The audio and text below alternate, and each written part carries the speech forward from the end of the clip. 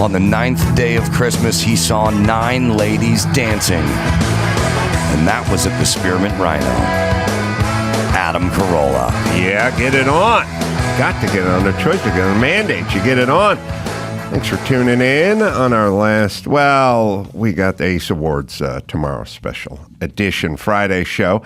You can enjoy that. Dana Gould is in studio.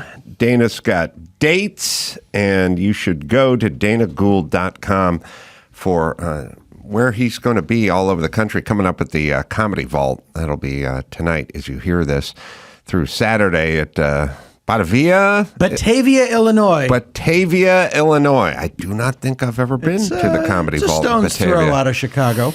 Well, good on you, Dana Gould. Always good to see you. Things to get into. We wanted to. I was talking yesterday about Tony Orlando. Sure. And it, pardon the pun, dawned on me. I won't, but go ahead. It dawned on me that his 2 biggest hits were Call to Action. We got Tie Yellow Ribbon Round the Old Oak Tree, and then we got Knock 3 Times. All stuff you, as the listener, had to do. Yeah, you have to do. And Tie a Yellow Ribbon Around the Old Oak Tree was very tied into the end of the Vietnam War. Yes. It was like 74, 73, 74. Well, it was one of the few feel-good Vietnam songs. But there's controversy because I thought he was returning from Vietnam too, but some say he was getting out of prison. So we have even better. We have to listen. And maybe it was a military prison. I don't know. Oh, no, you're right. I'm coming home. I've done my time. Yeah, you could say I did it. I've done my tour. Yeah. Or what people get screwed up on is Kenny Rogers. Ruby. When he's talking about that old Asiatic war, they think they're talking about Vietnam, but he's talking about Korea. And a much better song than Tie a Yellow Ribbon on the Old Oak Tree. Well, I don't know. Everyone now. But what happened is when people came home from Vietnam, their family would tie a yellow ribbon around the tree in the front yard from this song. But I've done my time, to me, is prison. And I'm not sure if we should be celebrating his release. He's on a bus, which means he doesn't have his own ride, but that could still be military. And Cardboard the old suitcase. oak tree. I would argue that's a confusing call to action because all oak trees are old. I've never seen a teenage, and no one ever said, "Do you spot that new oak tree?" Yeah. You can't tell it's an oak tree until it's 100 years old. What do you call a young tree? Is it like a pup? Sapling. That's very good. Yes, there's not even really middle-aged oak trees. I live in a place that has oak trees. They're all 1,000 years old. Yeah, they're so first off, what old oak tree? They're all old. Where are they? You got to get more specific. Well, than now that I know he was in prison, my assumption is he is singing the song to the body of the woman that he killed and buried under the old oak tree. Oh, you're right, Adam. You've known me long enough to know this. I don't need to tell you this. I love a murder ballad. Yes. I do too. I love the night the lights went out in Georgia. Sure. I love when Billy Bob Thornton jumped off the Tallahatchie Bridge. Yeah. I mean, he killed himself, but I like. Have you ever heard Psycho? The country song Psycho? No. You think I'm psycho, don't you, mama? Whoa. Oh yeah. Never heard that one. Yeah. Here's one of the. This is like I think the middle verse. We can dig it up. Oh, don't hand me Johnny's pup, mama. Whoa. I might squeeze him too tight. Jesus Been Christ. having crazy dreams again, mama. Let me tell you about last night. I woke up in Johnny's room, mama, standing right there by his bed. With my hands around his throat, Mama, wishing both of us were dead. Yeah. Wow. You Who think sung I'm that psycho, song? don't you? I don't know who sang it originally. Elvis Costello covered it at one point. Why on Halloween are we only listening to Monster Mash? By the way, That's right. and the last line of the song, Mama, why don't you get up? Oh, man. Oh, yeah. I love a murder didn't know ballad. that one. Sing that to my kids on their birthday every year. It's one of my favorites. Tradition. Well, we're not going to get into it fully, but one day we'll prep it. But I do, there's those books or those online things like eat this, not that. Sure.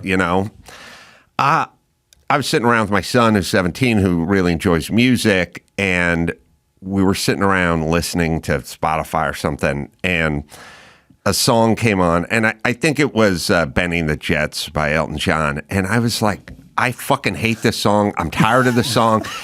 He said, I don't mind it that much. I said, you've only heard it 37 times. I've heard it 15,000 times. If you were alive in the summer of 1975. And it just keeps going, and it's long, and it just meanders, and it's like, even at the end, it's like, Benny, and the J, and like it won't end. Right. It's not good. It's a song. There's certain songs that never kick into a gear. That's true. It never kicks into anything. It's just boom, boom, and it doesn't end. And it's Jive Live. They have like, but it's yes. fake. Yeah, and I said to him, listen to Daniel by Elton John. That's a beautiful song. And he's like, I don't know that one. And I'm like, of course you don't know that one, because they play Benny and the Jets and they never play Daniel. Listen to this, not that. Like I can do that with Hall & Oates. I can do it with almost every band. You know this song, but you're not hearing their best song or true. better songs. They just keep. It actually started with the band Styx. Do they have a good song? Styx. I'm sailing away. There was that. That's where we started, and then it went into Babe, and then at some point he was like listening. He goes, "Yeah, it's kind of." I was like, "It's the poor man's Yes." It's like the sort of American version of Yes. Look, I know I'm supposed to when you listen to Styx, and then I said, if you're gonna crap on Mr. Roboto, that's when I brought up. I brought up Mr. Roboto, and he was like, "What's Mr. Roboto?" I was like, "We don't have enough time. We don't have You're not enough gonna live long time enough to get into Mr. Roboto here." But they do. They have. They have Angry Young Man or whatever that song. Yeah, Miss America was a big hit. Oh, Miss America. Yeah, you they were the had apple of the public's eye. They had when a you bunch cut of the ribbon at the local mall. They had a bunch of hits. Oh, and they were I think they're from huge. your area. I think Probably they're from I don't know. Massachusetts or but something. they also were in that era with ELO and Journey. Yes. Where the real thing was the quasi sci-fi album cover art. Well, there's a great this Baroque, crazy sci-fi album cover. We digress, but there's a great story. I saw it on, I don't know, Behind the Music or something, where it's like 1980 and 82 or whatever, and Styx is on the band on one of these big lineups like Cal Jam or something, where Cal Jam. they had like Van Halen goes on before you. I watched Cal Jam on Night Flight. Yes, Cal Jam would be like Van Halen goes on, and then Deep Purple goes on after them. But like in between them was Styx, and they're in Texas, and they're playing this huge, fairgrounds. And the lead guy from Styx is like, "We're rolling out Mr. Roboto. We're doing the whole," and it's not just Mr. Roboto; it's a whole theatrical. So, it's a complete. It's thing. Tommy, yeah. Right? Yeah, we're doing a Tommy. We're doing a Who-based rock opera called Mr. Roboto, and the rest of the guys in the band is like, there's a bunch of drunk guys drinking Coors out there and like cleaning shotguns. We're not going out there and doing Mr. Roboto. Like, we're doing it. Read the room. Read the room. And they're like, we're just playing the hits. They just want the hits. That was like a crazy Styx story. They're going to kill it. Dennis DeYoung. They're going to kill us. They're going to kill us, Dennis. I don't know where it is. Dawson, put a pin in it. At some point, we'll find that story. But it was a crazy story. You were talking about Benny and the Jets. All right, so the other song, two other songs from that summer of 1975. Everyone went to see Jaws. Yes. The big hit, Benny and the Jets, and Do the Hustle. Do the Hustle, and Skyrockets in Flight by Starland Vocal Band. Mm-hmm. Those are the big three. You could not escape those songs that summer. And it was unclear because I was just about afternoon delight. Wasn't sure if that meant fucking in a tent while they were camping, while the sun was up, or eating ice cream on a Wednesday. Ice cream truck. I was like, which is it? Could it be fucking in the ice cream truck? And they had a TV series. The song was so big. That song was so big, the band got a TV show. May have, one day we'll do a category for best song endings. So the worst song endings are when they just run out. Like when Rod Stewart does Passion. Even the president needs passion. The bass player needs passion. They're looking. The sound engineer needs passion. It's like, okay, you're out of song. You're just looking around the room. That wall sconce needs passion. Stop looking around the room and just saying passion. You're done. The song is over. You're codependent, Rod. Benny and the Jets is over. Benny. I love when I think it's a Broadway thing when they just say the last word. Do you know who John Paragon was? No. He passed away. He was John B. the Genie in Pee-wee's Big Adventure. Pee-wee's Playhouse. And he was a big groundling guy, and he wrote all the Elvira shows. I mean, he's great. Really talented guy, passed away. And he had a comedy special where he did like a Broadway show, and the song was called Tits. Mm-hmm. And they just go, tits. I'm crazy about tits, like a couple piece pits, it's about that. And at the very end of the song, he just goes, da-da-da-da. We might as well just call it quits. Tits. I love that. That's an ending. I like an ending that's delineated, that has an ending. Yeah. Yes. All right. So John Paragon, R.I.P. So there is Tony Orlando with Knock 3 Times, and that's again a call to action. And then there's Tie Yellow Ribbon. That's really a booty call. It's just like knock 3 times on the ceiling could also be a guy in jail. Knock 3 times on the ceiling if you want me. Boss, in anticipation of tomorrow's Ace Awards, I have to shit on an earlier point of yours. It's tie a yellow ribbon round the ole oak tree, meaning the one yonder and not the one aged. Oh, is that true? The ole oak tree. Oh, means yonder? Well, wait a minute. What about my brain is boiling right now. What about my alma mater, Ole Miss?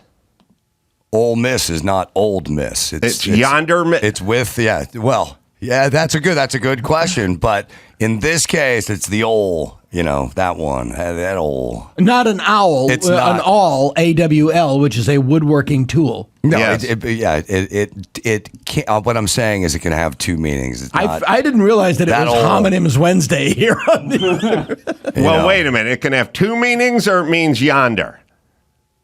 Well, ole can obviously mean old. Oh, well, then why are you shitting on my point? Because in that it's song, not necessarily speaking of the old oak tree. It's the old one. It's I'm hearing a yonder. That's a yonder. That's a yonder. Wait, use another old version of yonder. Bring that old dog in here. That just sounds like bring the old dog. But you're saying the dog on the other side of the yard? It's just a yonder. It's just it's not a specific delineation of age. But it could be. It could be. Yeah. But why could it be? Ole Miss is not Old Miss. No, it's Ole Miss. Right. It's yonder Miss. It's. But so if you're standing in the middle of the campus of Ole Miss, you just have to call it Miss, right? Because it's not yonder. All right, I feel high. Do you feel high, Dana? Yeah, something's. All right, we're gonna have to look this up. We're gonna have to verify this. I didn't know that ole had another meaning. I didn't either. Wouldn't it be? I'm sorry. Wouldn't it be yawn? Isn't that the abbreviation of yonder? Yawn. Yeah, but tie a yellow ribbon around yon old oak tree. Yon oak tree. Jan Oak Tree sounds like a Swedish carpenter. Who's doing your finish work? Dana, who did your cabinet? Well, Jan Oak Tree came by. that guy's the best. Oh, precision. Tall bastard. Oh, no butt joints for him. It's all dovetails. I went to Sweden and Norway earlier Jan this Oak year. Tree, that guy's good, man. Hey, look, you pay. You pay, yeah. You got to pay for it, but you're paying for is quality. Yeah. You're paying for it, but you're only paying for it once because it's That's gonna right, work because and it's gonna stand. Right. Jan Oaktree, Yeah. that guy, again, he does rabbit joints, he does dados, and he does dovetails. He won't do a butt joint. No. He's that good. Look, don't even bring up IKEA. He'll never Fly stop into throwing a- up. Yeah, he'll fly into a rave. Yeah, you'll have an awl thrown Yeah. at your head. And if you live near a cold body of water, he will dive into it naked. That's right. If it's comfortable, he wants nothing to do with it. That's All right. So the internet and everyone in that room says I'm wrong. Oh, no. But still. Well, wait a minute. Where did you get your info? Just from life experience. You mean being on the campus, Ole Miss, all those years? Yeah. And singing spinning us Tony Orlando disc it was all those that. years. Now, Tony Orlando had All some that Tony Orlando. He had some other hits, you know. I would, by the way, one second. I Even know if- that Tony Orlando had like 3 oak trees in his yard. You And do. So, and he was talking about the old one, meaning that one over there Well, on the other even side. if it meant the far away oak tree, that's Right. still confusing to the person that's got to put the ribbon. Mm-hmm. Because now there's a forest of oak trees, and we don't know which one. He had a song called Candida. Candida, Isn't that- we can make it together. Isn't that a disease? No, isn't it? Isn't it Candida? Oh, Yes. God, you got Candida. You got to take massive hormonal injection. 3 times for me. Because I feel like it's a booty call. 100%. Could have just picked up the phone, Yeah. but she's got to bang on the pipes and Right. bang like they're like planning a prison escape or something, like ting, ting, ting. Yeah. But at some point when she goes upstairs and Tony starts plowing her, and then the elderly neighbor underneath is tired of the racket, so she takes the mop handle and she whacks it 3 times And on then- the thing, and then Tony thinks, we got a threesome going now. Every time he turns his stereo up, Yeah. someone starts banging on the ceiling. They've got to summon up Yon Old Lady. Yeah, old lady. And then, has anybody seen My Sweet Gypsy Rose, which was the name of a famous stripper? Oh, yes. Yes, has anybody seen my sweet gypsy rose? And there's one more. Hang on. You're using your phone. I'm cheating. Yeah. I'm okay. cheating. No, that's for fine. Sure. He Don't Love You Like I Love You. But that's a Don't cover. love you. And he never will. I never will. I love you. That's a remake, right? Oh, is it? If he, oh, yeah. You Yeah, know. it's a Jerry Butler song. Yeah, you know the original. Break my. Okay. Yeah. That doesn't count. We're starting a little late today, so we're going to cut the breaks a little shorter. But I want to get into Hans Conried when we come back. See, this is how you draw in the young ears. You start with Tony Orlando. As you a topic. segue You want to get into Hans Conried as a topic. as a topic, and that's what gets. It's the young demo that hears and draws. You're talking to a guy with a Dr. Zayas talk show, man. Yeah, so. And by the way, that's why we asked you here. We want to see if we can draw some of those young listeners. Yeah, exactly. All right, quick break. Back with Dana Gould right after this. Let me tell you about Angie Homeowners. You know, it's a lot of work to own a home. Whether it's everyday maintenance, repairs, or dream projects, it can be hard to even know where to start. All you need is Angie. Your home for everything home. Find a skilled local pro who will deliver quality and experience. Over 20 years of home service experience. Bring them your project online or with the Angie app. Answer a few questions and Angie handles the rest. Look, you're busy. You don't have time to do all this stuff. Let Angie handle it. Take care of just about any home project in just a few taps. Download the free Angie mobile app today or visit online. Visit Angie.com.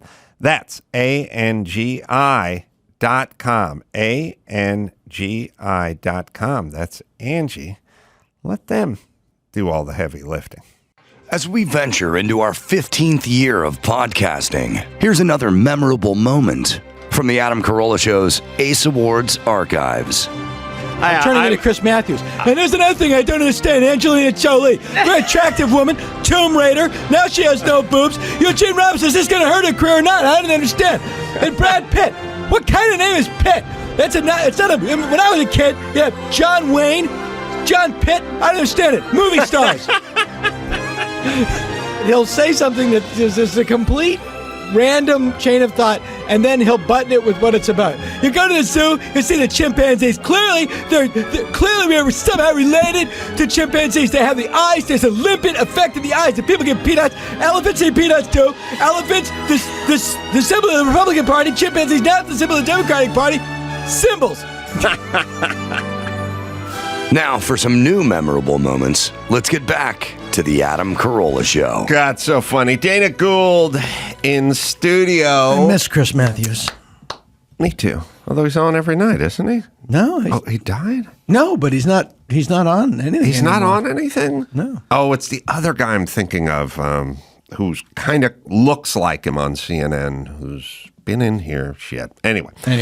All right, Hans Conried. So Hans Conried's this voiceover actor who's done 1,000 weird movies and the voice of everything and did Captain Hook and just did every cartoon. A lot of Dr. Seuss cartoons. Yeah, everything from your childhood. Yeah. Hans Conried did the voice of. Now, And if you see him, you go, and he's one of those guys like you see his face and you go, oh yeah, that guy. and you think he was born in Europe, but he wasn't. He's born in the East Coast somewhere, Connecticut or somewhere out in that range. Vincent Maryland. Price also, people think he's English. Yeah, there maybe the Beatles did it to us because there was a British invasion and there was a kind of European thing, and then like Paul Revere and the Raiders and these other bands started taking on these kind of English affects, but they were here. Yeah. And there's also actors would speak in that weird mid-Atlantic accent that affected sort of accent. And, Right. yeah. There was a rich person, mid-Atlantic exactly, rich accent. Right. And if you watch The Aviator, Howard Hughes' girlfriend, what's her name? Katharine Hepburn. Catherine, that's how she speaks. Right. That's perfect. So, Hans Conried's this famous guy. We know him. He died pretty early. He died in like 82. Yep. I bought his house. Oh, I was wondering what road led to Hans Conried. Literally, Lake Hollywood was the name of the street that led to his home. Now, this home was this giant, beautiful 1927 sprawling hacienda on top of the hill, back when houses had names. Right. And it was called Vista del Lago, view of the lake. And it was beautiful. But Hans left it in 82, and then I showed up in like 2002. And the 20 years had not been good, not been kind to it. And the couple things that were interesting when I bought the house, which was a complete wreck. You know something is going. You know, in the interim period, things have gone on in the house that you don't want to know about. When you go to look at it and you see like a sign in the driveway that says like space reserved for R. Jeremy. Wait a minute. When you go in the house and you see extension cords duct taped to the ground, like when they put them right against the floorboard, right against the baseboard at the corner, and there's just tape and an orange, that's never a good sign. Right. So this house, which was a showcase house in 1927, had beautiful frescoes, had hand-carved faces. There's pictures of it. Yeah, you can find stuff. Beautiful. And had sconces. 1927 was the height of sconces. You'd go into the main room. There were 8 sconces, four on each side. There was a total of probably about 80 sconces that were supposed to be in this house, and chandeliers. Beautiful chandeliers. All had been taken down. Oh, no. And all sold. So basically, when you're the ne'er-do-well kids, there's places like Liz's Hardware. Sure. Liz's Hardware on West LA. You'd walk in and you'd go like, okay, there's a set of 3 sconces. You know, this is back in the day. And you'd go, $589. That's a lot for 3 sconces. And they'd go, no, that's 1 sconce. That's 1 sconce. And then you'd go up and you'd look at this beautiful Spanish, chandelier that was 5 feet across, and you look and you'd go, $1,800. That's a lot for $18,000. Like that's so the people strip mine their own home. Right. So Liz's Hardware would come by and go, I'll give you $200 a sconce. And there's 6 of them in the great room, but there's throughout the house, there's 80 of them.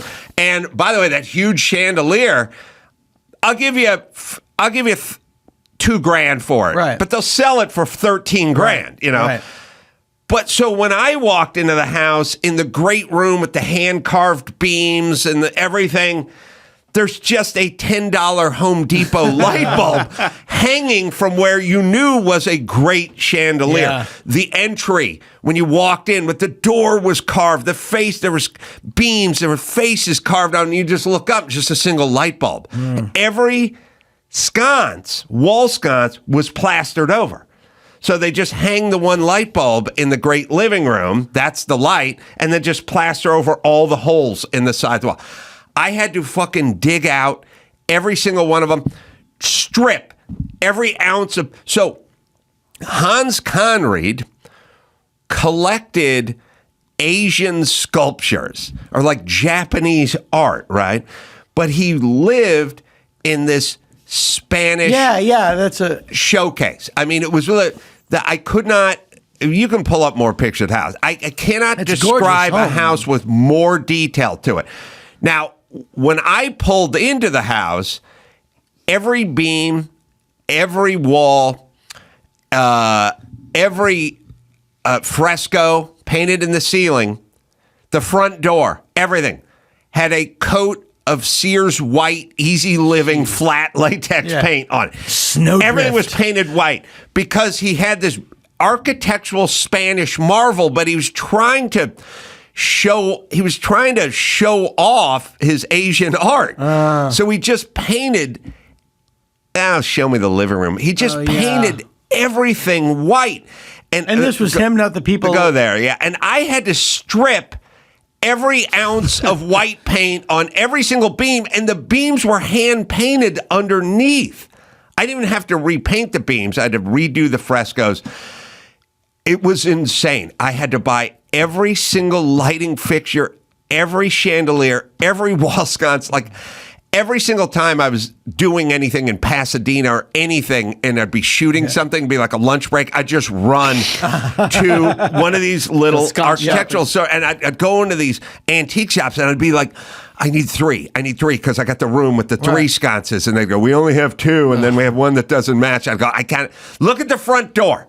The front door was I took the front door off the hinges, sent it out, and had it dipped in acid. It had so many layers of fucking shit paint on it. The frescoes, the ceiling, if you look at the ceiling in this picture, this beautiful ceiling was painted over with white paints. I had to scrape it. We scraped it all with a heat gun. I mean... there's faces on these beams that you can just barely see in the bottom. So Hans just devalued this entire home? Well, not only that, but then when I pulled in, it was like, we got our friends living upstairs. That's what the extension cord for. Yeah. It was the first 3 houses I bought were from the loser kids of the people who died who were flopping in the house. And it was not kept at all. So... that was my Hans. Now, it was funny. They had a huge Asian sculpture sitting in the back terrace or whatever it was, up on the whatever. And they didn't take it with them, you know. And so at some point I contacted them and I said, look, I'm redoing this terrace. Don't you want your huge Asian sculpture? And they're like, yeah, it's worth a lot of money. And I said, well, come get it. And he said, yeah, it's real heavy. And I was like, yeah, I get it. You're going to have a flatbed or something, but you got to come get it. And they're like, all right. Month went by. They didn't do it. I was trying to work around it and stuff. And then at some point I said, hey, come get it. And they're like, yeah. I love a loser. And then there's this. I don't like this part of life. At some point I go, look, it's Monday. On Friday, I'm going to take a sledgehammer to it. I'm going to bust it up into bite-sized pieces. I'm going to truck it out of here. You have from now until Friday to come get it. Yeah. And then they always do this thing. You're going to bust it up with a sledgehammer? Super valid. And I'm like, then come get it. Right, yeah. Then just come get it, loser kids. So, but here's the real Hans Conried reason I brought up for you. He was featured in The Love Boat, February 1979. I was watching, playing a guy with a German accent who ran another cruise line, of course. The reason I'm going to show you this, almost 60-year-old Dana Gould. Yeah. The reason almost 60-year-old Adam Carolla is saying this to almost 6-year-old Dana Gould is I'm going to show you Hans Conried in 1979. And we're going to guess how old he is. How old he is. All right, yeah. here he is. This is the crazy part. I went over this with Dr. Drew, This morning, who's 65. you said something that I must say has left me a bit disturbed. Oh, that you may not have your All right, job you can much pause longer? it there. You can pause it there. Or, sorry, or pause it on Hans. Oh, no. Oh, no. Oh, yes. Hans Conried is 61 Oh, my God. in this. Hans Conried died in 82 at the age of 64. I'm looking at Dr. Drew's guns pouring out of his T-shirt and his unreceding hairline, and I'm going, this is what 61 used to look like, 64-year-old Dr. Drew, and soon to be 61 Dana Gould, God willing. This is, I mean, you're looking at an old man. Yeah. Do you want me to name some 61-year-old actors today? Oh, there you go, Chris. Tom Cruise. I just would love I don't want to picture Tom Cruise. I want Tom Cruise running. Yeah. Hard, Sprinting. arms, Look back at and it. forth. Well, all right. I got two things. That guy's smoking a carton of cigarettes a day. And maybe not even taking him out of the carton. No, He and- may light the whole carton. yeah, and that's a He bourbon. may smoke it like a harmonica. Exactly, Like yeah. he lights the carton and goes back Yeah, in. and that's a lot of bourbon. That's what Dr. Drew said. But you still gotta, it's still tough to look. Okay. Well, it's like in it's the famous 1979, Wilburys you photo. could look old. Yes. We wanted old people to act their age and look old. They didn't have women with skinny jeans and hair extensions, Right. And kissing potion when they were that age. But I just sat here and I just looked at Dr. Drew and I was like, this guy's 4 years younger than you in this. Yeah, you're right. Tom Cruise is that age. Steve Carell. Clooney's probably getting there, 60, I mean, it's insane. Clooney's older than that. Clooney is 62. Yeah. Hey, ladies, door number 1 or door number 2? Wow, Hans Conried is behind door number 2, and George Clooney. Wait, I've said too much. You're going to have to pick, ladies. Door number 1, possibly George Clooney, possibly Hans Conried.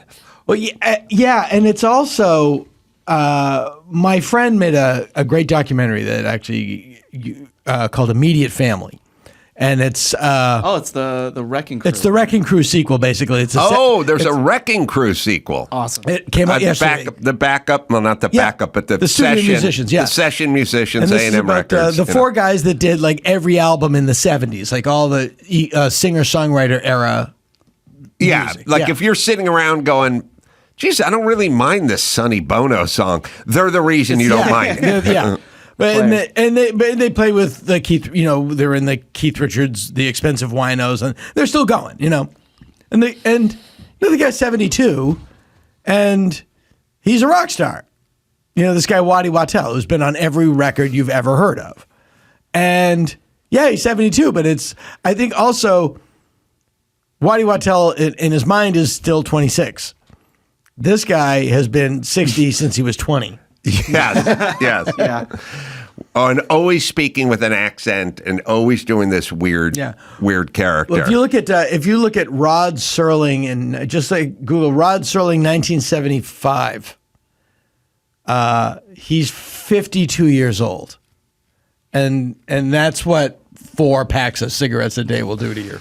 Yeah, I think it's that, but I also think there's, people still drink and they still smoke. There's something else. I don't know if it's diet, if it's exercise, and the zeitgeist. I don't know, but not enough sunscreen I think or it's something. a combo of that, but I don't think people smoke cigarettes the way they used to. Oh no, Even the no, smoking cigarettes, not- but also they're leaning into it at that age. Whereas like Tom Cruise, I think he's doing everything he can to look as young as he does. He's drinking Grecian formula at this point, Yeah. Tom Cruise. And he's on a treadmill somewhere right now or doing push-ups on a set somewhere. He's not. Funny that you call him Tom. I only refer to him as Maverick.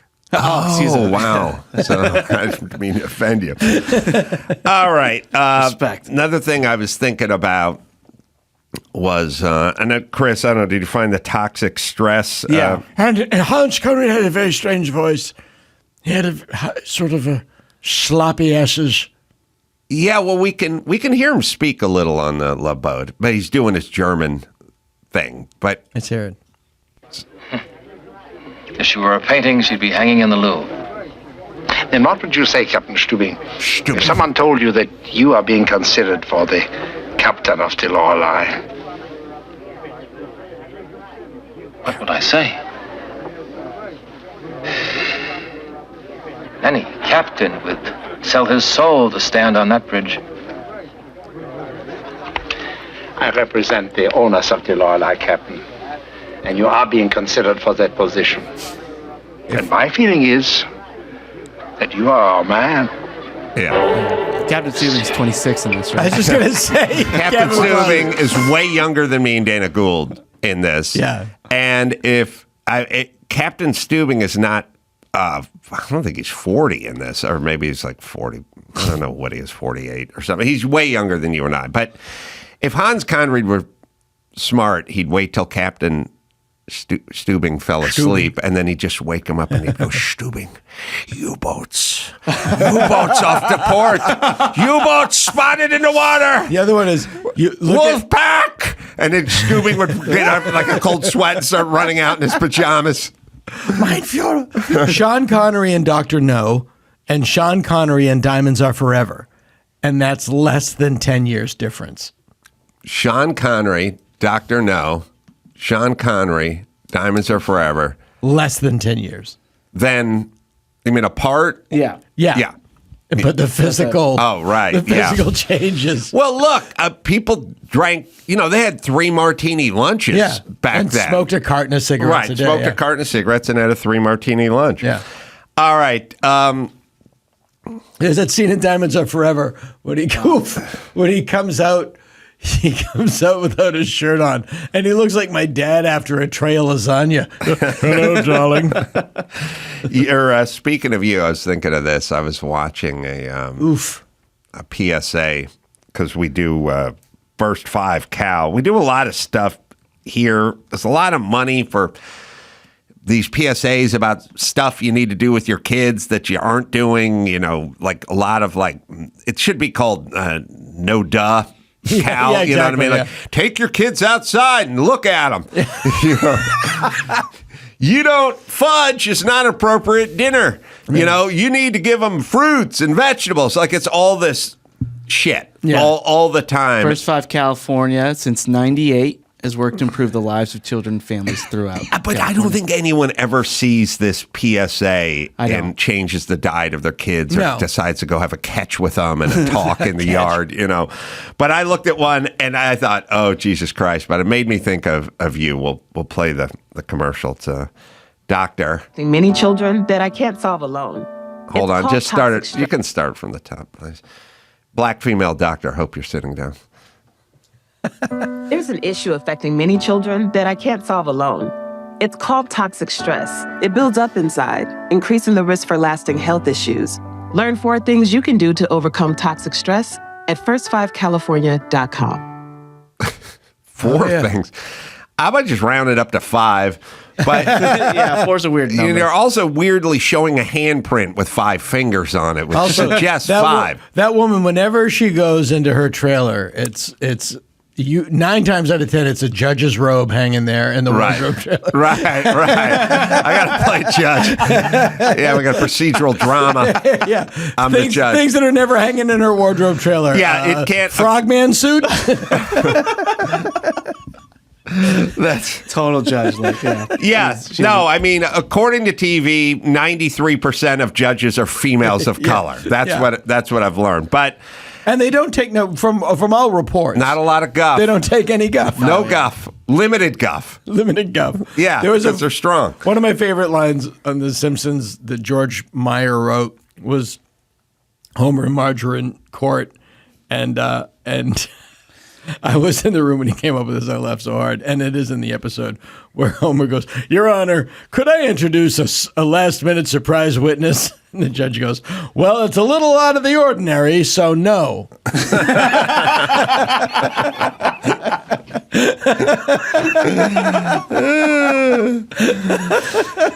And I don't know how to. I mean, the remedy for toxic. I mean, now the kids have toxic stress at age 4.5. I certainly had that. You had that. It turned you into a wonderful comedian. Yes, we'll have so many You'll have a lovely comedians. life. You'll have a lovely life. I'm going to guess at what you're supposed to do with your kids. You're supposed to some diet, some exercise, go outside, hike, talk to them. There's probably things. I mean, is it listed on the website there, Chris? It's not going to be, leeches and a blood purge. Yeah. It's going to be It's going to be all the shit you should have been doing the whole time. I have the 4 ways. Talk to your children about witchcraft. Talk to them about Hans Conried. So stop toxic stress before it starts. Oh, we're going to stop it before it starts. These 4 key ways to build resilient kids. Number 1. Well, this is first Cal. First 5 Cal. First 5 Cal. Oh, what you're supposed to do, like when before first your 5 kids. between years 1 through 5. That's what it is. Couldn't it just be move out of California? Just be number 1, like you wouldn't have to see all the homeless people languishing in the streets or hear gunshots at night. Like, just move to one of the Carolinas. Like it should say, talk to your kids, stress, this, that, and the bomb should be, or move to one of the Carolinas and be normal. Remove from environment. Yeah. Yes. So number 1, be calm. Be calm. All right. Calmness provides a peaceful Hang on, I'm environment. marking my parents' failures. It's one. We're 1 for 1. Well, you're 0 for 1, right? 0 for 1 Well, no, in terms of if I'm counting failures. Yeah. Oh, you're that's okay. counting failures. Oh, sorry. And then I'll give you examples if needed. Okay. I think we're going to find out why Dana had toxic stress as a kid. Okay. Number 2, be steady. Do we need to funnel $26 million a year into this organization? Like, this cost us a lot of money. Be steady. Be calm. Number 1, be steady. Number 2, consistency. Let me say this too. Sorry for taking the turn for the xenophobic, but I don't see a bunch of white people with thesauruses looking up at this website. This. If I know LA, this is Hispanic, and if they're looking, I don't know what be steady. I don't even know if there's a Spanish word for steady. I also don't know how it's different from be calm. It's the same. Yeah, it is the same. It's just like the George Carlin bit about the commandments. There's really 3. Right. The other ones are just weird repetitions of previous ones. They should have kept it at 3 then. But so be steady is number 2. Number 3 is be there. Oh boy, they're vamping. But do we need a website dedicated? This is Benny and the Jets' outro. Okay, Dana. This is for me, this is the click it or ticket syndrome, which is you have a freeway sign, there's information you could put on there, but you don't put any information that anyone needs. You just tell us to do what the car already told us to do when we got into it. Why not use something like this? Like, I'm sitting around watching TV. Granted, it's the Partridge Family on WeTV, so it's probably not real expensive. They're slugging in. And plus, they made a commercial. What I mean is, like, somebody paid for this commercial. Somebody paid to light it. Somebody paid to film it. I paid for it. Now you have a website. We go to your website. Put something on it other than be steady. That doesn't mean anything to anyone. And you're right. It's be calm and steady are the exact same thing. Right. And be there is a given. Right. Yes, you have to be there. Yeah. All right. So we're like 0 for 3 in terms of like actual usable information. Here with 1 more. All right. Only 1. Number 4, be nurturing. All right, but be nurturing could just be at the top. Yeah. Because nurturing covers steady It covers attendance. It's poorly done.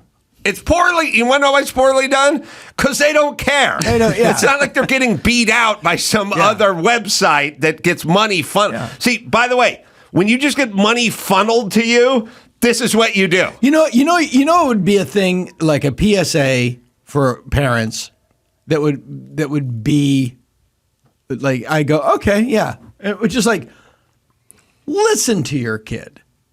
Because a lot of it, you forget sometimes. You're just always telling them what to do. Always listen to things. I can see that. I go, yeah, that's not bad.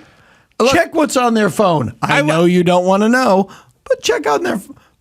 You know what I would say? I've never been needed to be told to be there.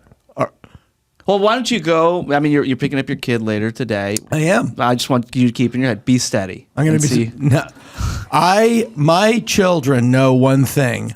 My love of danger supersedes all. Yeah, that's your mistress. Yeah, but danger is my mistress. Well, they know mine's the sea.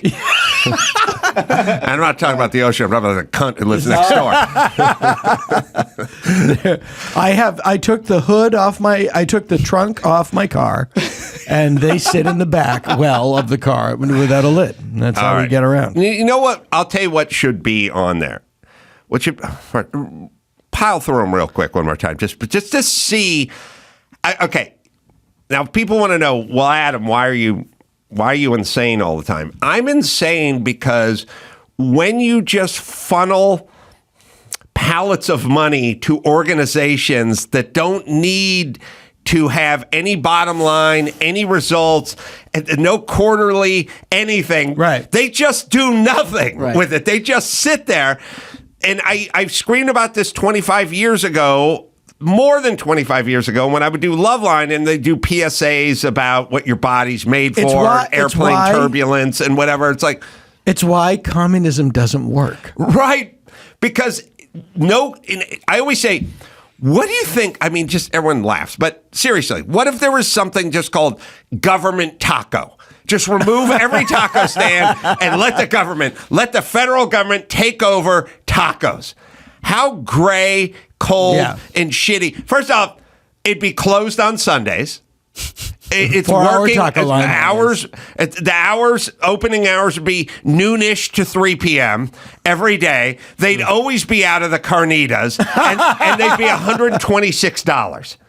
That's how it would work. This is why it's 30 years of click it or ticket, because nobody is getting paid on any kind of actions or results. Read that again. There's nothing there. Informational clutter. Yes. All right. So there are 4 key ways to build resilient kids and stop toxic stress before it starts. Be calm. Be steady. Nothing. Be there. Nothing. Be nurturing. I give it. Okay, we're done. You know what I would say? I just go, look, your kids are going to be young and children for a limited amount of time.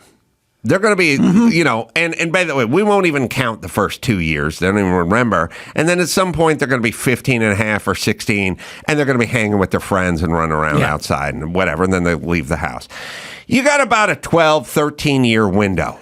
You fuck up that window, they're going to be adults for 70 years. And they're going to resent you and hate your guts, and every Thanksgiving's going to be uncomfortable, depending on how this little window. You got a little window, and then you got a huge sliding door. And by the way, your kids could be successful. They could take care of you in your older years. They could lease you a luxury car. They could do home improvements in their house. Or you could be a neglectful piece of shit for this small window and have the dividends be therapy and resentment for the rest of your life. I think it's 60% of the time you spend in the company of your children is over by the time they're 12 or 13. Really? Yeah. So just, you got a small window. The rest of their lives is that 40%. Right. And then they'll be thinking back on what you did do and didn't do and all the games you missed, or on a happy side. Well, yeah. No, I used to have a friend who was a therapist who said that a huge part of his business was big executives in the West Side big showbiz executives, money banking executives and stuff, who completely missed their kids' childhoods. They were out working, providing, which is worth something. But now they're retired or they've been cashiered out and their kids are in college and the kids want nothing to do with them because they're a pile of resentment. And they're like, no, buddy, I'm ready to play catch. Ready to go. I'm ready to connect. Like, dude, I'm in Wisconsin. I'm drunk. Probably, yeah. I had this conversation with my daughter last night in the hallway. Like, she's 17. She was like, I did my whatever workout class, and then I did this with this college thing, and then I did that. And I was like, all right, you did everything but get a job. And she goes, I'm going to get a job. And I was like, you got to get that job and make it pay. And then don't forget about your old man. Don't forget about the sacrifice. And she goes, I'm going to buy you a house and I'm going to buy you a boat. Oh. And I was like, all right. And she goes, and maybe an airplane. And I was going, go get it. Go out there and make hay while the sun shines. Like, go crush it out there. But remember, the fiddler is going to need to be paid at some point. So I pray. But this is, I didn't go to Cal 5 to see. I was just interested in my toxic. children are not buying me. No. I just like that there's something called toxic stress for 3.5-year-olds now. But I'm never disappointed on what the websites say to fix it. That is less than a nothing burger. Yep. Be calm and be there. And be nurturing is it's just somewhere between no shit and no duh.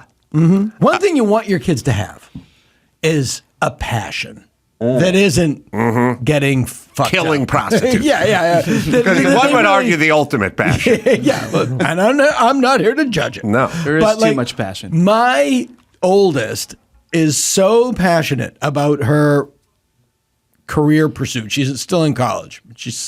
That's the good news. She loves it. The bad news is it's paleontology. Oh my God.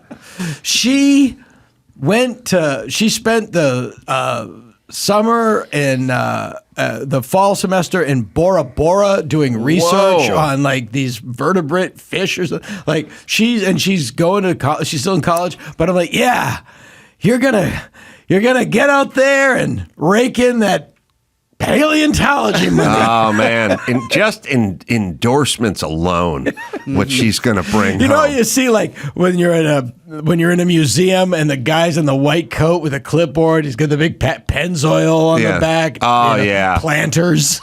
No, it's like being a NASCAR driver. I just like the idea of a girl who has to go tell her dad, a stand-up comedian, that I want to be a paleontologist. And he's upset. I'm not upset. You could have done a lot worse, but fully supportive. No, but you're not getting the house. I'm not. Yeah, she's not buying anybody a house. All right, we'll take a break. We'll come back and do the news with Dana right after this. You're about to hear a preview of the Jordan Harbinger Show about a guy born into the world of organized crime who spent much of his life as an enforcer for the Italian mafia.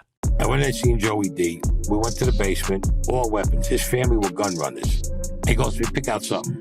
I take to my cousin's car and I drive to 3rd Avenue and I park right in front of the place. There's a parking space. I got the gun in my waistband. When I walked through and I turned around, I seen him. He had his back to me. For whatever the reason, before she even said it, I had the gun in my hand. This guy gets up. What did I tell you, you dirty motherfucker? Your mother's gonna have a close coffee. I'm gonna blow your fucking head up. He opens his jacket and I seen the gun in his waistband. He puts his hand on it. I just picked up my hand like this and emptied the whole clip into him. Joe Carlo, give him a drink. He gives me a 7 and 7. He goes, look at this kid. He goes, he just killed somebody. And he's sitting there calm as a cucumber. For more with former mafia enforcer Anthony Raimondi, including the many creative ways mobsters have gotten rid of bodies over the years, check out episode 425 on The Jordan Harbinger Show.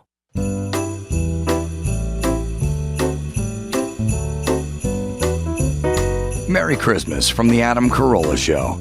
Can you guess which holiday classic Ozzy is reading from? I'm cute. If you said Rudolph the Red-Nosed Reindeer, you're correct. Merry Christmas from the Adam Carolla Show. All right, Dana Gould in studio. News queued up. By the way, Rudolph the Red-Nosed Reindeer, a fever dream. Yes. There's nothing good about that story. No, and the lead coach reindeer's a douche. I mean, that guy, complete Nazi. He's a complete Nazi. The dad's a prick. Yep, Santa's a prick. Santa's the biggest prick in the story. I don't think the dad spent time, nurtured. He wasn't there. He didn't do anything according to Cal 5. But I like how Santa, before we get into Santa's apology to Rudolph is, look, Rudolph, I know I made your life a living hell. To make it up to you, how would you like to do me a life-threatening favor? Yes. You drag my fat ass all over. It's a terrible town. storm, and I need someone out front. Right. Who, by the way, a red nose does not. Here's what I'm saying. If you see helicopters at night in L.A., they'll have a red beacon on them so other helicopters and aircraft can see them, but it doesn't light the way. No. Like, no one ever says, there's a perp, he's in South Central, he's down the street. Somebody light the red beacon. All that does is show other people where you are. Somebody turn on the pen light. You just put a target on your ass, Santa, but you're not lighting the way. That's all. Maybe we're breaking it apart too. Okay. It's called First Five. They gave you 4 examples on First Five and showed a hand wide open. And there were useless examples, so why not just add one and pad it? Put number 3, drink tap water. That's you know what I mean? something. Like, it just spat. Yeah. Give us 5. Remain calm is the one that struck me because my dad was a bartender, and my dad would come home in the middle of the night drunk from work on a Tuesday and just come into our room, turn on the lights, and engage us. Really? Sure. Often singing, often not. What's going on in this room? It's Tuesday at 3 in the morning, and I'm 9. Oh, tie a yellow ribbon. He would sing Christmas carols during the holiday season, and he would slip in his complaints about our family into the song. Oh, he'd weave in complaints. Your mom, I make all the money, and your mother spends it all, and I hope you want to be homeless because we're going to lose the house.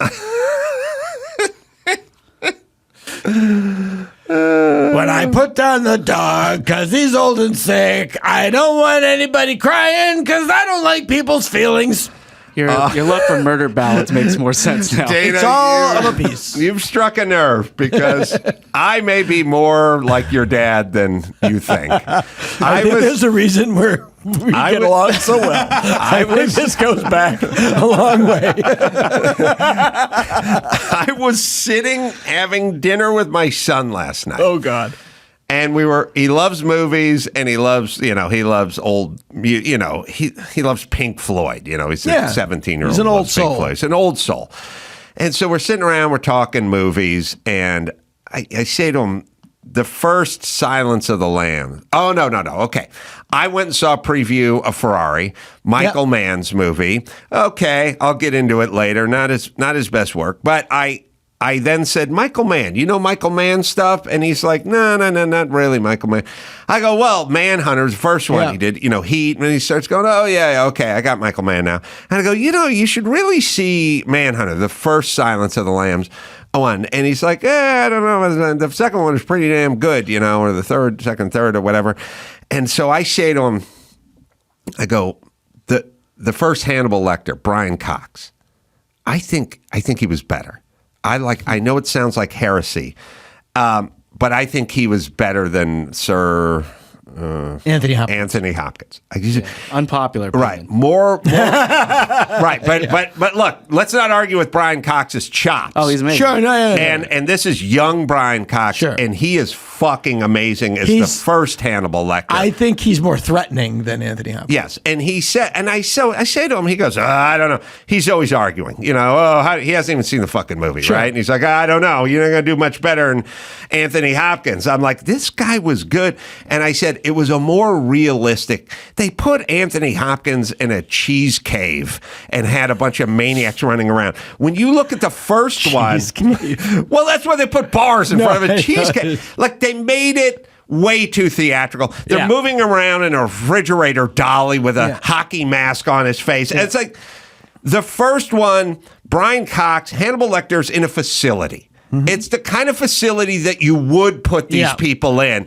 You wouldn't have some gothic ghoulish cave dug, you know. They'd be in a maximum security facility, you know. But they wouldn't use a refrigerator dolly to move him around. They just put zip ties on his hands, you know. And so then he says to me, and this is where I'm getting your dad stuff. He's arguing, you know. He says, I like the first one. I go, I like the second one. He says, I ask, you haven't even seen Brian Cox. He goes, yeah, but how are you going to do? I go, look, he's in the cheese cave. He's got the refrigerator dolly. It's too much. He goes, well, that's just artistic license. You know, you're making a movie. You're allowed to exaggerate a little bit. And I'm like, oh, okay. So, like, if I was making a movie about you, I would say you were the star of the football team and you're an A student and you're heading to Yale and that you made your first $1 million before the age of 16, and it'd all be a lie. But that would be fine because I have artistic license. Is that how you want to roll? But that is exactly what your dad did with you in the Christmas song. Sure. Oh, sure. All right, sorry, the news. Love to tell children the truth. While being calm. Watch Manhunter, people. Good movie. And Cox is great. So there's a new report coming out that there was a stowaway from a flight from Denmark to L.A. This guy, 46-year-old, he had an Israeli and Russian ID card, but no ticket or passport. When he got off the plane and customs asked for his passport, said, I think I left on the plane. They checked the plane. It's not there. And then they ask him more things. I mean, they find that he's not on the manifest. The crew noticed that he was switching seats throughout the flight. And while he was on the flight, he asked for 2 meals during each meal service, and also attempted to eat the chocolate that belonged to members of the cabin crew. That belonged to members of the crew? Yeah. And so they brought their own chocolate? Or they were given chocolate to get some free drinks. It was the old chocolate. Old ye old thing. He's over yonder. Wait a minute. The chocolate that was given to the crew? Yeah, chocolate. Well, chocolate, that was for the crew. Like, the crew has their own snack stash. And he got into their stash. He got into their stash. And he tried to talk to other passengers, and nobody was Is it possible to get onto an airplane in modern times, to get through the airport and to get onto an airplane without a ticket? I don't know. Well, so they asked him how he did it. Like, why was he on this plane? And he says, look, I haven't slept for 3 days. I don't even know how I got on the plane. I don't know how I passed security. Well, they can weird. Find out. There's video. Yeah. Well, so he's been charged, and he's just awaiting the trial and the charges. I think I like this guy. This is a Netflix movie coming out. I mean, he could also be a terrorist. Like, who the hell? He doesn't knows? sound like he's being a prick about it. No, but just Is that him? Oh, he's not a terrorist. No. You don't see a lot of ginger terrorists. No. Unless he is a disguised member of the Oompa Loompa Liberation Army. That's right. It's part of the Oompa Loompa front. Dana, do you remember that feeling you haven't had in a million years, but used to be a real big part of your life, which is looking for things you knew weren't there? Oh. Like when the teacher's like, "Where's your book reports?" It's in my backpack. Go get your backpack. Yeah, let me just go. It's probably in another compartment of the back. Oh no! But you knew when you were walking. That part was a huge part of my childhood. Was looking for stuff. Hey, the East Valley Trojans gave you for the candy drive. They gave you a brick. They gave you a box of 12 candy bars in a mini envelope, right? And it was $1. A candy bar, right? And then at some point you'd return it, and they'd go, well, you've returned 1.5 candy bars, but there's only $2. Let me look in that envelope. let me go to my dad's car. There's nothing there. I know there's nothing. He's going, go to the plane and look for the passport. Yeah. And they're like, okay. but he knows. Yeah. I also love the vamping in the answer. You want to know where my passport is? I'll tell you right now if that's your question. If you want to know where my passport is. Yeah. Because if that's your question, I'll answer it. That's what I call cop talk. Okay. We're going to need you to do for me right now. Okay. Just go ahead and get license and registration. Okay. Right now for me. Go ahead and produce that for me. Okay. Right now. Just go ahead. Yeah. Just go ahead. Like, anyway, now? You don't need now and go ahead. Yeah. You could just say license and registration. Yeah. Okay. Right now. By the way, this guy's name, very Russian, named Sergei Ochigava, and he said he was an economist in Russia, quote, a long time ago. So I don't know. I mean, there's more to meet the eye here. I know. But speaking of that, there's this viral video that went around of this kid who comes home and his mom is asking to see his report card, and he's just searching through his backpack like, really? You got to see backpack school search. I was that on a nose with this? He's at home. This video has been viewed so many times. Let's just watch him trying to search for this report card. I see your report card. It is right. Did your teacher give you your report card? Yes. Then where is it? He's checking. Were you planning on playing this? I saw it like yesterday. And it's so funny that you brought that up because. But was this going to be your second story? No. Okay, but you were going to talk about it today. Yeah. Okay. You don't know what? Where did you put it? This is exactly how I spent my entire scholastic career looking for stuff I knew didn't exist. I mean, he's coming home it's Christmas break. He doesn't want to ruin his break. Everybody is just sympathizing with this guy. Like, we've all done it. He's coming home. He's done his time. So wait, now he's got to know what is and isn't mine. And then what happened? He's going deep into this backpack. But you put it in your book bag? It's not in there. No. You put it in your book bag and now it's not there? No, Mom, because once I got here, I would start walking with my friends and then I ran home. Yeah, maybe. Yeah, we get it. And I also like the recollection of, I got the report card, and then I put the report card in my backpack, and then I came home, and now it's not in my backpack. Like, yeah. I don't know where it could be. Maybe it fell out on the bus. Have you seen the little girl that's in timeout? You're in timeout. I do not want. I am not. Let me tell you, Linda. I'm not Linda. I'm the teacher, and you're in timeout. It's if you can find the little girl. Kid sass, she's so funny. I would be happy to go home after school and live the rest of my life. I haven't seen that one. It's so funny. It's this little girl in timeout. I guess later after school, the look for stuff. The look for stuff applied to cops wanting proof of insurance when I was driving a pickup truck, and I didn't. Oh, yeah. Let me check the glove box. It's all state, all farm. That's in here. Geez, let me check under the visor. Like, I didn't have insurance. I never had insurance. This is an old one, but it's still the same thing. I think what you're doing is you're thinking, I'm going to buy myself 51 seconds by looking in this glove box for something I never put in this glove box that doesn't exist because I didn't purchase it. Yeah. But in that 51 seconds, there's a very off chance that a gangbanger may go by on a dirt bike firing a gun. Or you get clipped by a truck or something. Some good Samaritan truck driver will take out this officer. Like, why not? Try. How could it hurt? You gotta try. You gotta try. You have to listen to this little girl. She's so funny. Come here. Look. Now, look. Well, you in timeout. Look. My bracelet came off. I'll put it back on. You in timeout. She's thinking. There's no excuses. You supposed to be back in timeout. I didn't say get out. You and Jayla in timeout. Well, let me tell you this, Linda.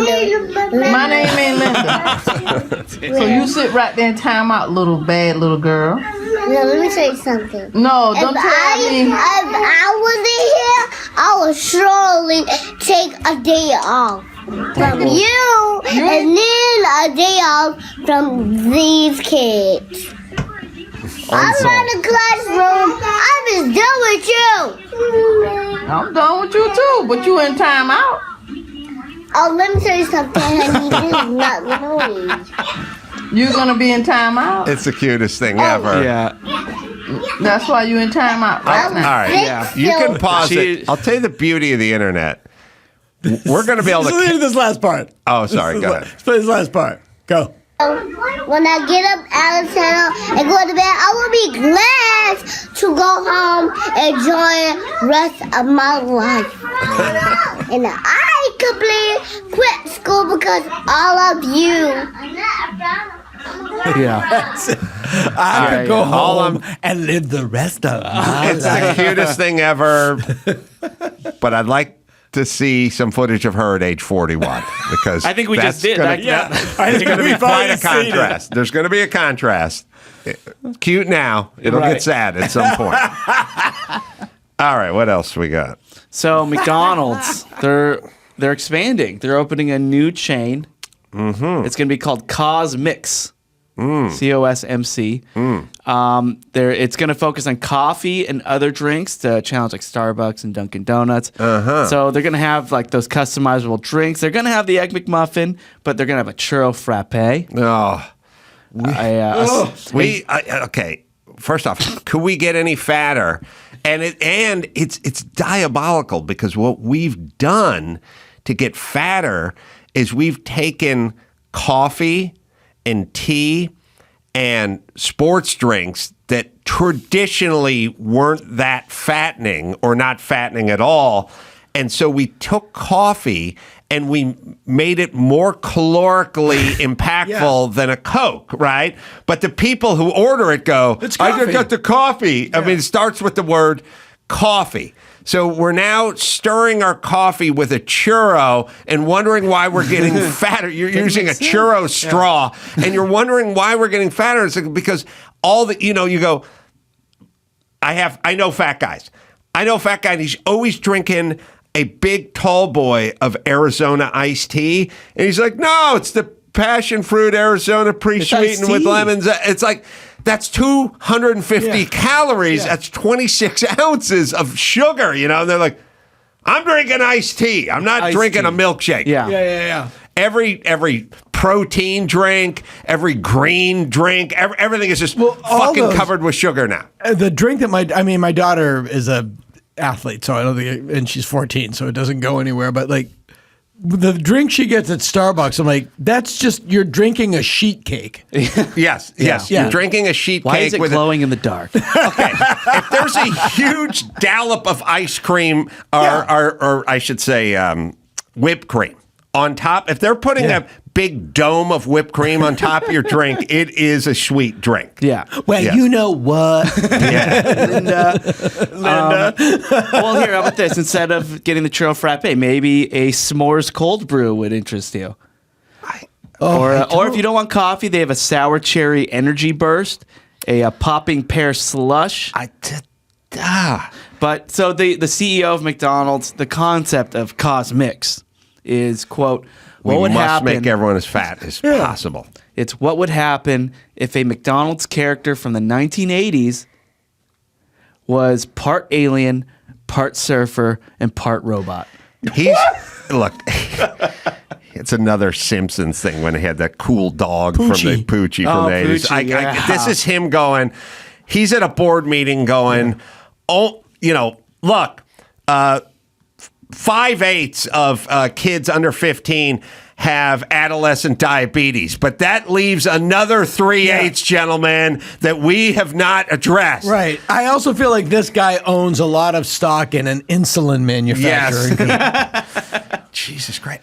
Are you guys with me that at a certain point, and I don't know what it is, I think it has something to do with IQ. It's like you hear me scream about the donuts when they get the donuts and they got the pink or orange frosting all over the top of it and the gay flag Jimmy sprinkled on top. And I'm like, just get an old-fashioned buttermilk or whatever. Like that. I go, look how shiny this one is. I'm eating it. I'm not fucking it. I'm eating it. And I feel the same way. They go, we got the s'mores s'mores, brownie, churros, slush. No. We have chocolate. We have a chocolate shake. You can have a vanilla shake. We have flavors. It's good. I feel the same way about pizza. We have 28 toppings. Just choose from those. I don't want you inventing your own pizza topping. Yeah. At a certain point with this stuff, when they do the swirly confetti cake, churro, surprise, it's like all this tastes like is sweet at this point. It doesn't taste like anything but sugar. Right. One thing I realized, because I don't eat candy bars, but if I did, now you have to scan them for bacon. Really? If you go to Trader Joe's, it'll be like a chocolate bar, and then I looked at what is in this. Oh, yeah. Bacon. Yeah, it was They're like mixing chocolate, bacon with chocolate now. I'm going to It's a say new something thing. controversial, Dana Gould. Somebody was asking me about, like, you want bacon, breakfast? Growing up with my health food hippie fucking mom in North Hollywood, California, bacon was Haley's Comet. It was a Pegasus. It's like I heard of it, but it didn't exist inside of my house. And one piece of bacon, I would have traded my Huffy bike for one strip of cold bacon. Now they're putting bacon into the Brussels sprouts. Yeah. It's getting on top of the potato. Everything you go has bacon bits on top of it. And somebody said to me, look, I'm making breakfast. You want bacon? I said, I'm burnt out on bacon. I've had too much bacon. I never thought those words would pass my lips. Too much bacon. It's too ubiquitous. It's an apology for shit. It's the cranberry of meat. Yes, it's now. Yes, when cranberry made its way into oatmeal cookies, we should have stopped right there and or said no any more. liquid, Or any liquid. juice. Yes, we're done. Cranberry Too has much. got to get in on grape, orange. It's cranberry's got to get in on it. Yes. I want cranberry's agent. Yes. Oh, I want passion fruit's agent. Yeah, true. They got All right. about the same agent. So we talked yesterday about Danny Bonaducci retiring from radio. Yeah. And Mike Lynch heard it, and he sent me this wonderful photo of Dana on stage with Danny. And I guess this is a show that you refused to go to. So there's Dana looking terrified that he's just trapped. Yeah. Well, Danny. yeah, this was the night I caught the orange flu. And I had to stay home. Do you remember this, Dana? I do. What do you remember? Senior What do you remember about frogs it? and Corona? Well, I mean, the story I told about my father was true. So, like, I know how to wrestle that particular type of animal, so that it thinks that I'm its ally, The douche man. but it doesn't provide an enjoyable experience. Yeah, I was a live show. It was the last show of the year. It was right at this time, Yeah. what we're doing now, and I stayed home. And I never called anybody, and I didn't say I'm going to be absent. I didn't say I was going to be sick. I just stayed home and didn't answer the phone. And I should have told Dana Gould that sorry, brother, but they signed Danny to another year, and I'm not coming in. No, dude, that was like City of Industry. That was like Camacho's. Yeah, I was like, Oh, man. Mexican bar. It's either industry or commerce. I'm not sure which. Yes. One of the garden spots. Yeah, go to amcroll.com if you want to see this picture, but it is wonderful. a perfect snapshot of what Dana was thinking. All right, let me give you some plugs. Hanging with Dr. Z, and you can watch that on YouTube, hangingwithdrz.com as well. The podcast, The Dana Gould Hour. Also, live shows, Batavia. Batavia, Illinois, Thursday, Friday, Saturday, and then that's it for 2023. Batavia could have been the name of that young girl from the video. It's true. Batavia, Candida, pleurisy. I have an idea for the black community. Instead of doing like, this means queen of all she surveys, they give these names, and it's like, all right, then why should you listen? Why don't we do a little twist? Like we go like, I'm going to name you Behavia. And I'm going to call you, my son, listens to rules. And older, my other brother, doesn't fight with cops. And now we're moving toward the light, people. All right, Dana, always a pleasure. Good to see you. Louise Linton. Happy holidays. Always great to have you in. Louise Linton is actress, screenwriter, director, coming in right after this. O'Reilly Auto Parts. Well, they have a holiday gift guide, and it's here. So if you're struggling with gift ideas, they have something for everyone with gifts starting at under $10. They've got deals for the mechanic on your list, and you can save on work lights, tools, and more, and help those who like to help themselves. Choose from great gift ideas to help someone make their car look its best inside and out, and save on cleaning supplies like washing and drying cloths, floor mats, steering wheel covers, seat covers. It's all there. The holiday gift guide also has the emergency supplies you need for your loved ones to stay safe. Save now on tire inflators and Super Start 12-foot jumper cables. The professional parts people will help you pick out the perfect gift for that hard-to-buy-for person on your list this year.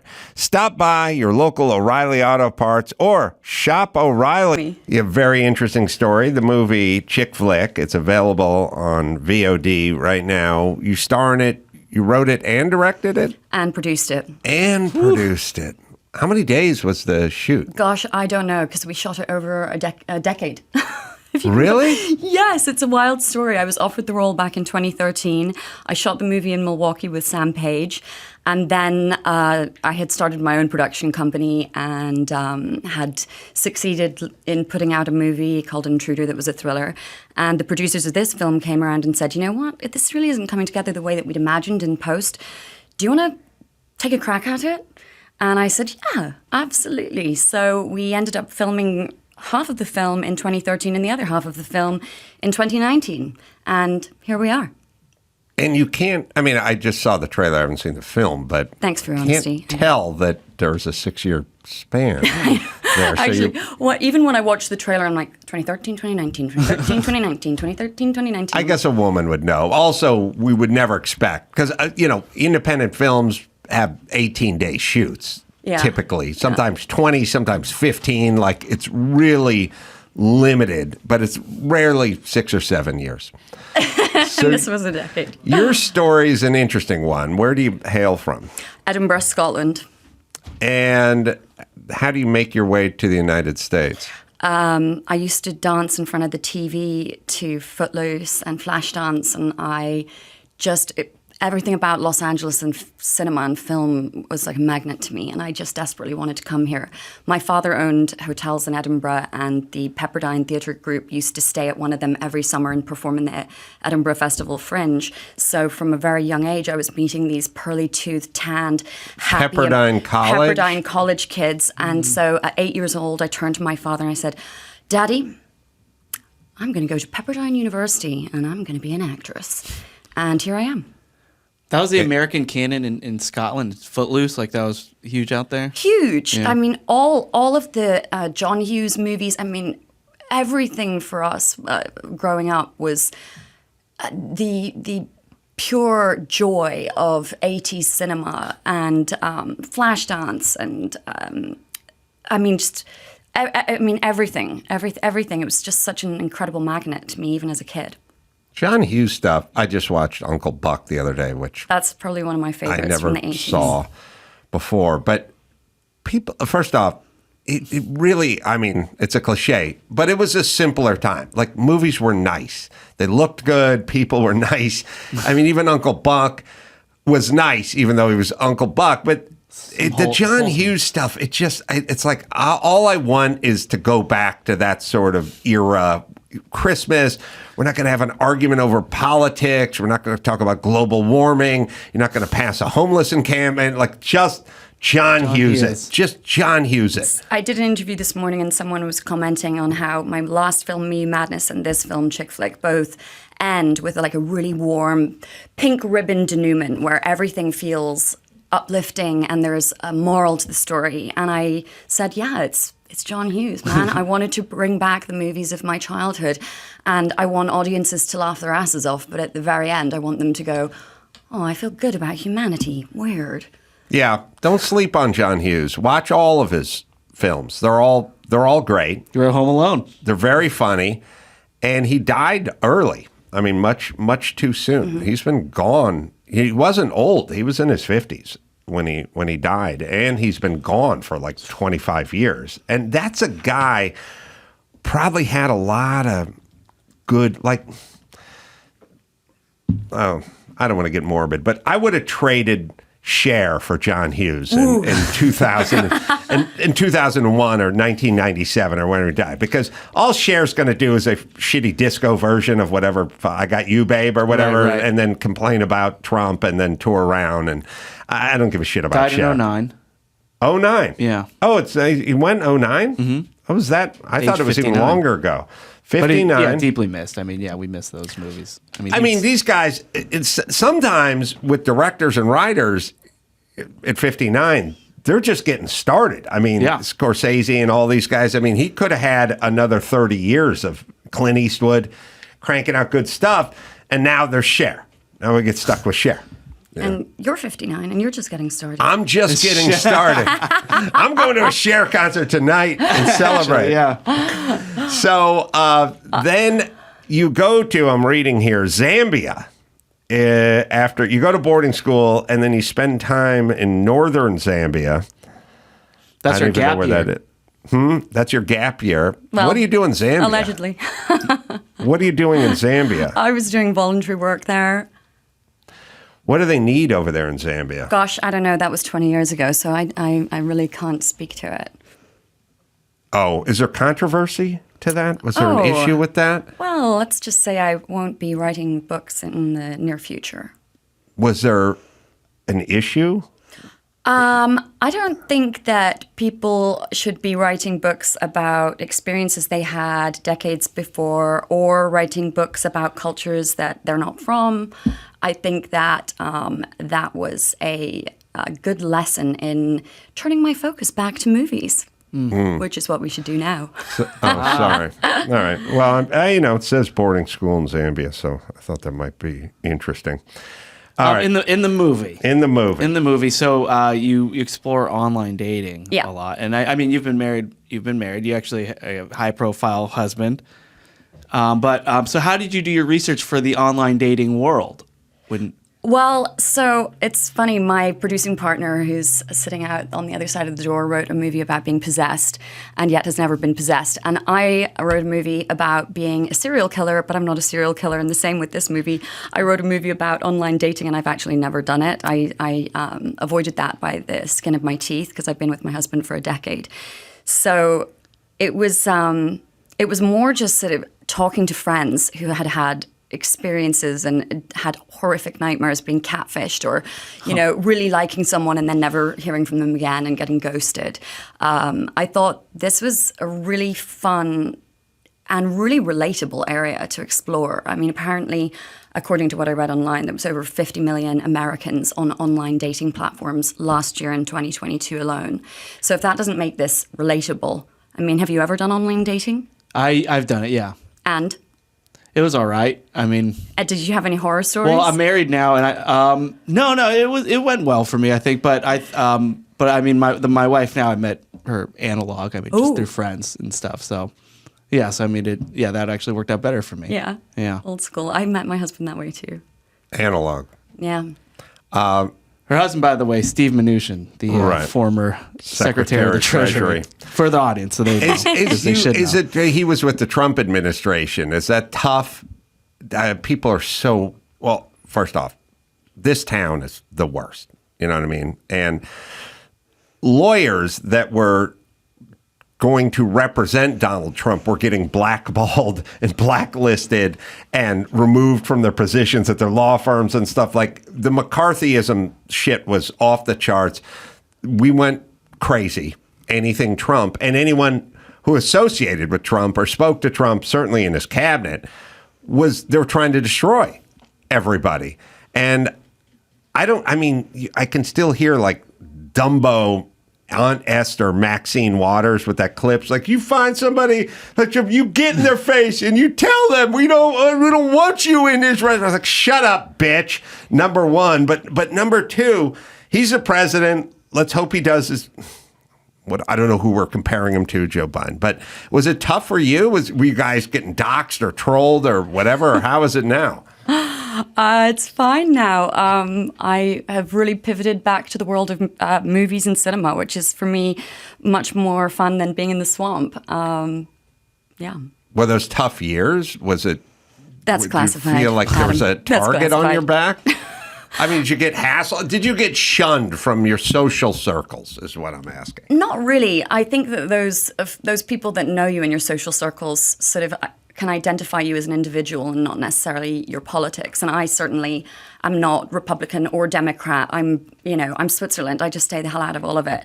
Yeah, but people who may not know you that work in this industry, like yesterday we had Neil McDonough on, and he says that because he's such a devout Catholic and he's so forward with his faith that has actually affected his career, his roles, or anything like that. So he said he's conservative too, which is kind of death knell. Right. So just like if people Hollywood. just know you're associated with like Trump's cabinet, even just via marriage. Tangentially, yeah. Yeah. Did you notice? You didn't feel like that affected any of like the roles or how your career went? I think that if you are in politics, even tangentially, married to someone, right? And it doesn't matter if it's politics in the UK or if it's in the US or if it's France or if it's India, okay?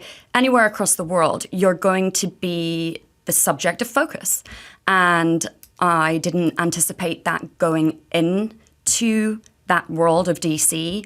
I certainly wasn't prepped. Sure. As evidenced by all of my silly missteps. But I came out of it so much wiser and very excited to fall back into Hollywood's warm embrace. There is. I have a warm embrace. Well, people used to say, I bet Hollywood, it was a really good preparation for DC. I said, no, that was preschool.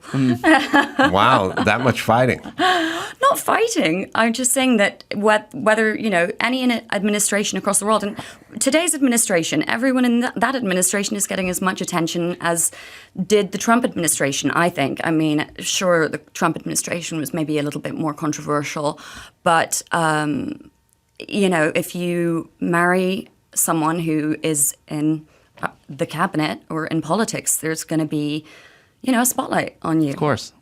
Is the plan to go and stay independent with the films? I mean, I think there's more and more people just striking out on their own and doing it for themselves. Neil McDonough, aforementioned, was in here just talking about you have to get your own financing, you do your own thing, and you work independently outside of the Hollywood system. But there's podcasting, not that you're doing podcasting, but what I'm saying is people are stepping way outside of the normal lanes and avenues that have, terrestrial radio and there TV and then there was cable and now everyone's just opening their own network, their own studio. Is that the path for you, or is the path to sort of toggle back and forth to Hollywood, or what do you think? I'm open to all of it. I mean, the funny thing about filmmaking is that you never really know exactly how a film is going to get made or how it's going to get put together. And so this is a good example. This film took 10 years from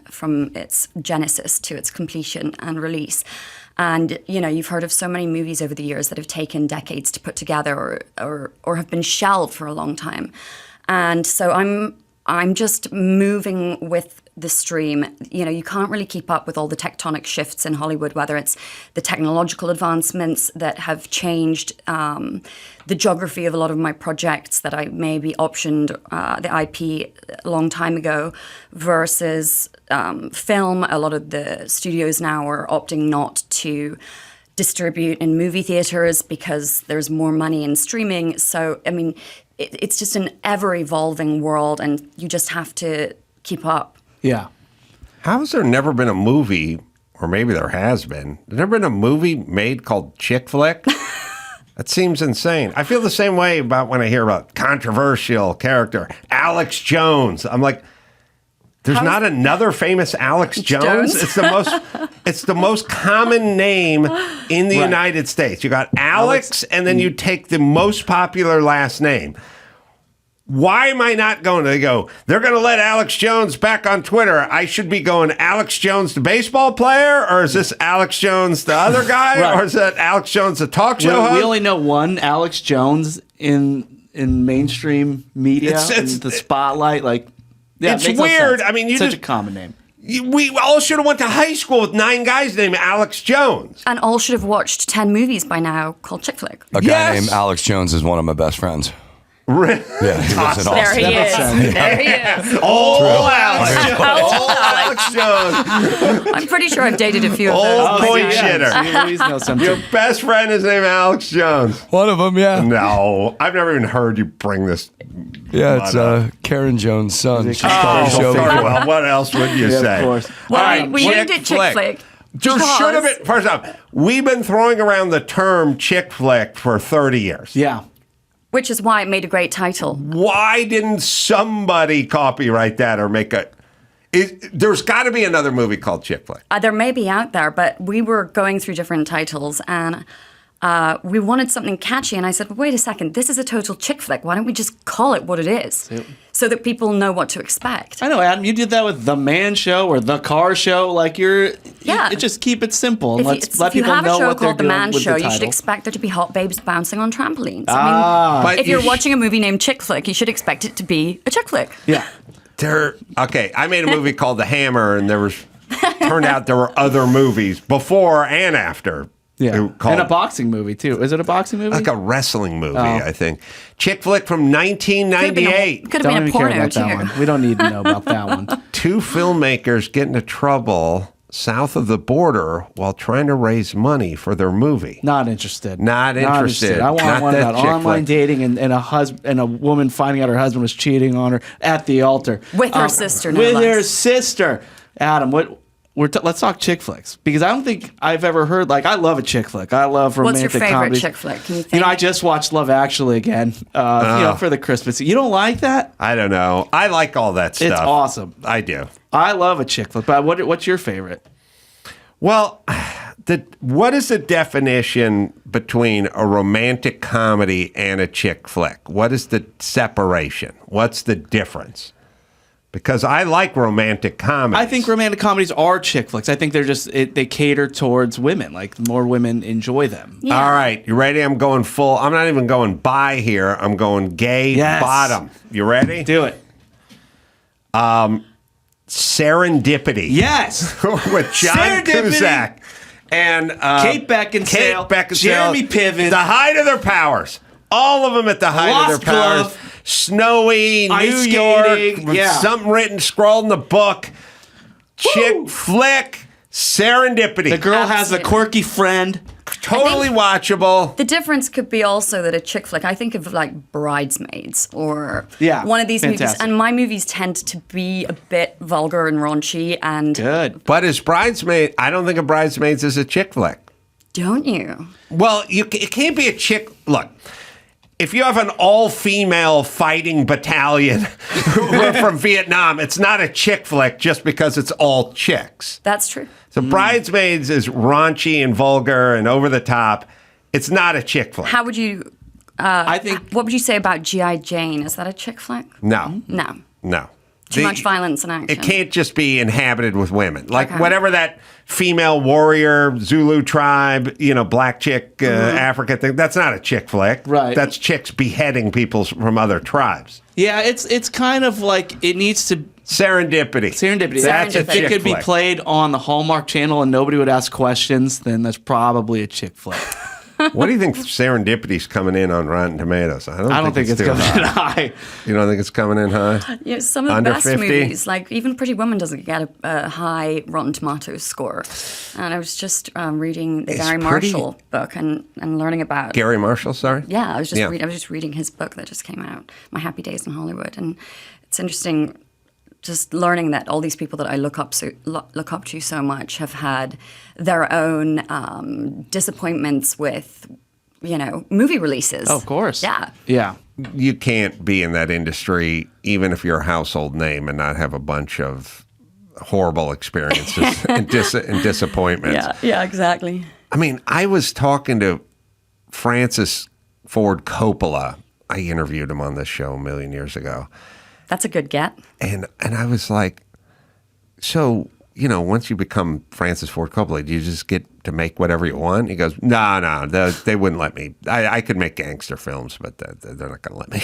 And I was like, wow. I mean, that system is a system, and it affects everybody except for like maybe the 0.2 something % of the most rarefied of air. Everyone else has to work in it. George Lucas, I also read his book recently. He was saying how much he struggled in the beginning, and he was in film school, and he felt as though Hollywood was so impenetrable, and so he wanted to go around it and make movies on his own. And I identify with that. I mean, my last film, Me Madness, I made on my own.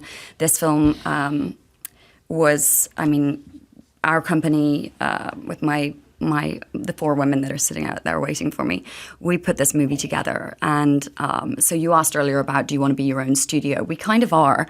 And I don't want to be always our own studio because I want to use OPM, not always my own money. Yeah, but, I'm down with OPP. Yeah, but... Byron laughed. I don't know why. Serendipity, 59% with the critics, by the way. Terrible. It's better than that. 79 with the people. Good Christmas. Made me believe in love. Good Christmas chick flick. I would watch it. Yeah, sorry. Down with OPM. OPM, yeah. Yes. So I have a question to ask you. I read that you swim every morning and that you can't get out the pool without touching your drains. Can we address that? Yes. Let's talk about it. I'm in the foothills of La Cañada, and it's cold now. It gets real hot, but it probably gets in the 30s during the winter months, and the pool's freezing. And you should know that I have had some sort of cold virus thing or something for about 2 weeks. So I lower myself into the pool, which I did this morning, and I just sit the water's in the 40s, maybe the low, somewhere between 47 and 51 or something degrees. But it's cold now.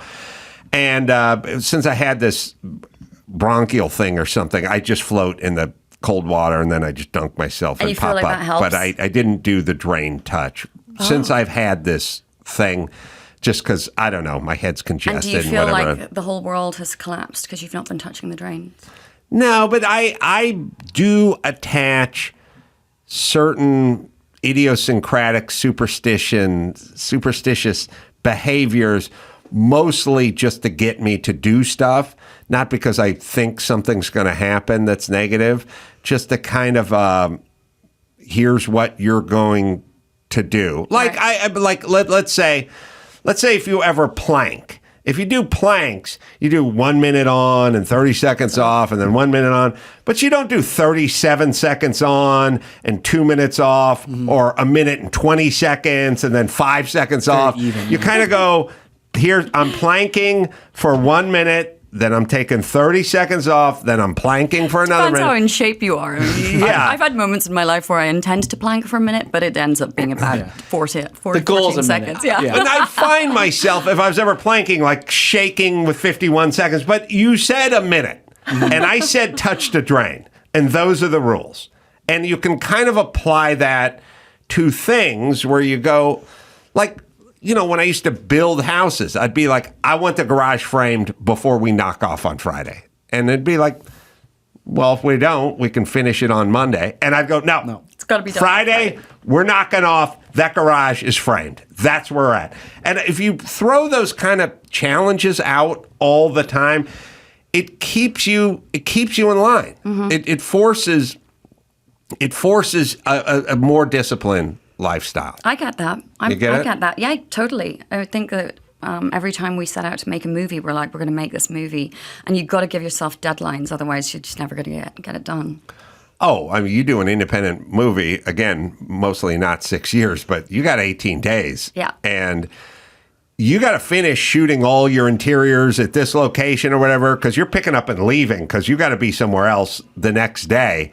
And this is it. We either get it I shot a movie. We were supposed to shoot in a restaurant. We got thrown out of the restaurant. I've got one better. We were in the middle of shooting Me Madness one weekend, and we were going to do a big sequence.